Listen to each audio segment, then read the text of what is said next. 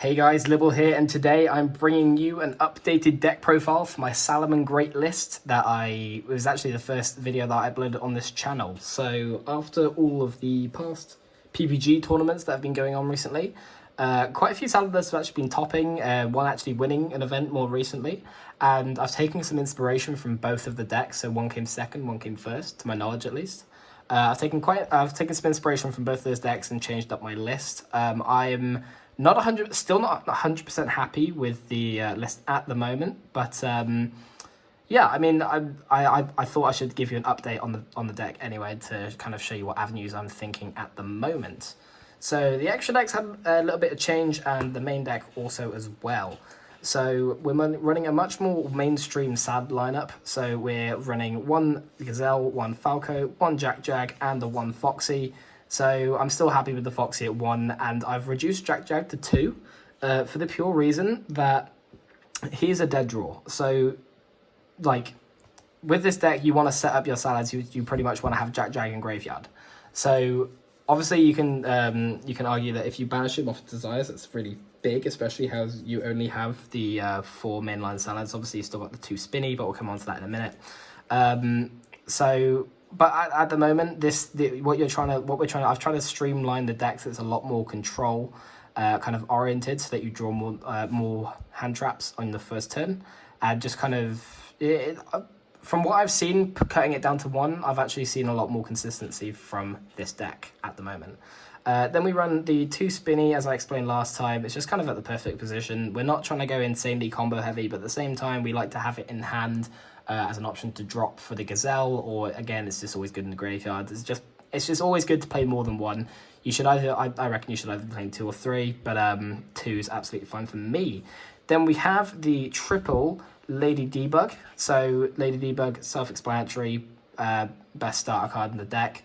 A lot of people still disagree and think that Ladybug is trash, just for the simple reason, like some of the reasons I've heard, is that but Lady Debug can get negated with Effect Veiler, Imperm, all of that stuff. And it's like, all right, yeah, and Ash Blossom, but then Ash Blossom can also do the same thing, and it can also be, so with Flame Buffalo, it can also be Ash Blossomed, it can be called by the grave. Like, there are equal amounts of cards that can stop Flame Buffalo, they're the same cards that can stop Debug. Also, the normal summon should usually be going on, like, you want to be seeing Lady Debug first turn. This is the card that you use to get your entire deck started. Like, I just think that Lady Debug 100% should be played at 3.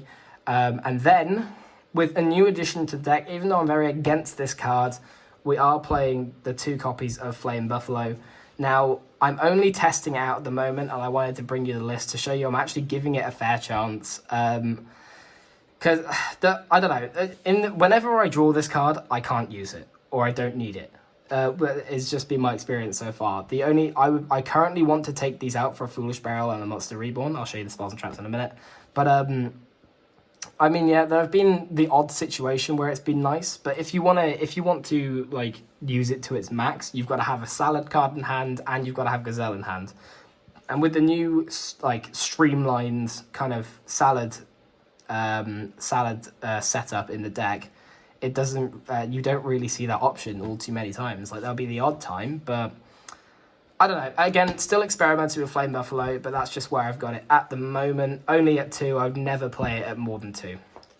Then we still play the Parallel Exceeds engine because it is absolutely nutty. I take back everything I said in my last video about potentially cutting it. It's insane. I almost bumped Forward Skipper up to 3, but then I decided again, as I've mentioned multiple times already in this video, that I've gone towards a more control variant with this deck. This is just very, very nice to either open in your starting turn to help play around the Biru, or it's to absolutely just shut out your opponent, because this card is a 1-card OTK. If you go second and you have this, and you've got some negates, like, you're fine, because of the absolutely insane access code talker play, which I'll actually show at the end of this video, because I don't think this video is going to be too long. So, yep, after that, then we're going to the hand trap lineup. So we're actually playing 14 hand traps. So we're playing the 3 Ash. We are playing the 3 Nibiru, because it's insane. we are playing the 3 Effect Veiler because effect negation in this current meta is so important. So just, for example, Hackle Fiber and all of the Adamantipator cards. Then we also play, for the last 2 hand traps, the 2 Ghost Ogre, again, mainly for Hackle Fiber and not even, well, I guess kind of Hackle Fiber, because if they summon the Hackle Fiber, then you can blow it up, and then they can't summon Link Cross and can't do anything with the tuner that's on field.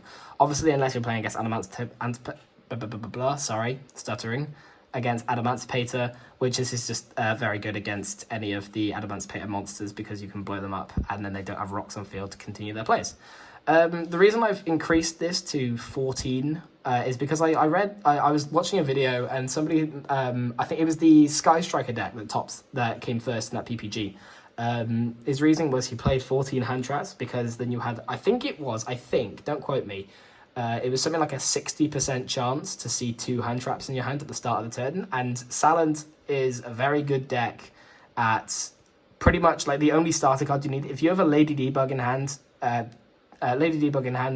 then you can pretty much have any number of hand traps in your hand and you'll be absolutely golden and sorted because you can set up your whole board from just 1 debug. So the amount of hand traps, I'm actually really, really liking it at the moment, and I wouldn't really cut it down at the moment. Obviously, we've got 3 imperms as well, so that's why this isn't 14 cards in one go. But again, you would have known that you saw the last profile. So then we play, obviously, the 3 salad cards. I'm only playing 1 will at the moment because, again, it can be a bit of a it's like a win more card. Like I would have a Monster Reborn over Will, just because obviously Monster Reborn can revive anything, not just Salamangreat monsters. And I mean, yeah, at the moment I'm liking Will at 1. It's not 100% essential. It's just kind of a nice bonus card to play in this deck. But yeah, then we play the 3 copies of Signet Mining, completely mandatory. And then I've cut down to 2 Pot of Desires. Actually, I think I had 2 Pot of Desires in the last deck profile, so ignore that. But that is the end of our spell lineup. So again, as you can see, very streamlined. Then we play the 1 Rage, 2 copies of Raw, just in case we desires 1, or if we want to activate its effect, that when we link over a Salad monster, we can set it again. And then we play the 3 copies of Imperm. Okay, so onto the extra deck, which has changed up quite a bit as well. So we obviously have the 3 Baylinks as per usual. We then have the 3 Sunlight Wolf. And then where it starts to deviate is we are now playing the Update Gemma and the Splash Mage. So Update Gemma is just in there for the OTK, that's it. And Splash Mage can be quite a nice consistent. What am I trying to say here? If they do anything to your Update Gemma, Splash Mage is like a good substitute. So when it's so it has the effect that you can just target 1 Cyberverse monster in your graveyard and special summon it in defense mode, but negate its effects, and you can also you cannot summon monsters for the rest of the turn except Cyberverse. But obviously that's absolutely fine in this deck because I'm pretty sure everything in this deck is Cyberverse. So like if they do anything to screw up your plays, then you can just bring this back, or you can bring it back so you can get a Sunlight Wolf, go over the Sunlight Wolf and activate with the Sanctuary and just use its effect. There's just a lot of good things that this card can go into. And thank you very much for Nasoa to letting me borrow that.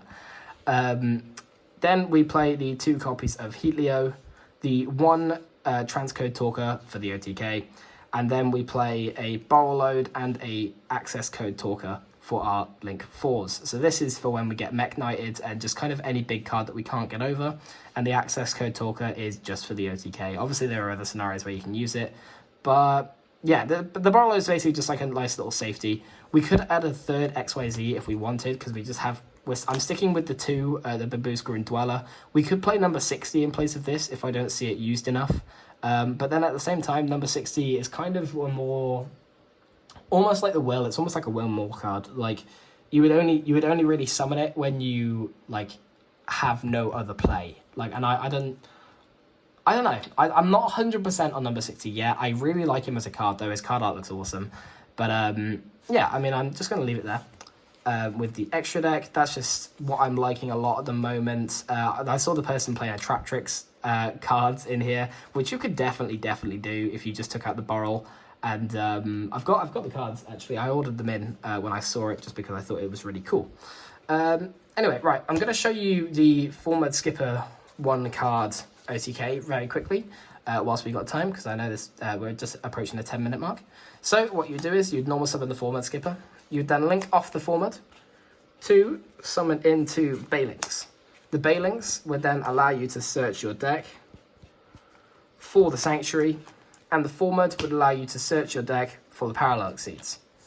You're then going to activate the Sanctuary. You're going to use that to link over the Bailings into, that's the wrong deck, another Bailings. Then once we've done that, we're going to special summon the Parallel Exceeds from our hand, special summon the other Parallel Exceeds. I'm sure you can probably tell where this is going by now. We're going to link these two off